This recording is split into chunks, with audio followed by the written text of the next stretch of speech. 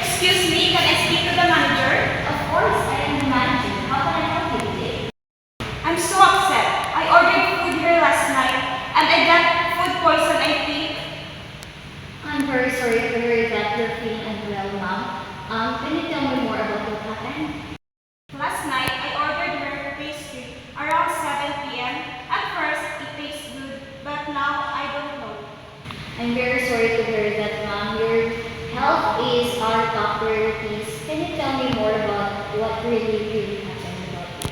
At first, I started having a stomach ache, and then it's getting worse. I started vomiting the whole night. Thank you for the information. We'll investigate immediately. Can I have your contact details to keep you updated? Yeah, sure.